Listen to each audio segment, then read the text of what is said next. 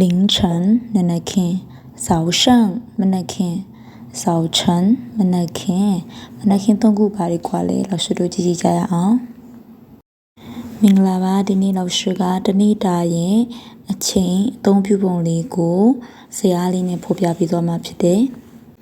凌晨ကို老师တို့ကမနက်တနာရီကနေပြီး9နာရီအထိအချိန်ဒီကို凌晨လို့ခေါ်လို့ရပါတယ်မနက်9နာရီကနေ10နာရီအတွင်းကို早上လို့သုံးလို့ရပါတယ်မနက်ပိုင်း10နာရီကနေ12နာရီထိအချိန်ကိုတော့ရှန့်ဝူလို့ခေါ်ရမှာဖြစ်ပါတယ်မွန်းတဲ့ချိန်12နာရီမှ1နာရီအထိကိုကျုံးဝူလို့ခေါ်ပါတယ်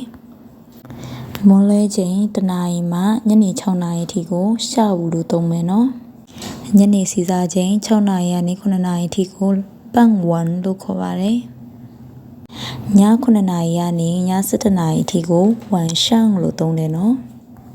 တကောင်အချိန်ည7နာရီကနေ1နာရီအတွင်းကိုပန့်ရဲ့လို့ခေါ်ပါတယ်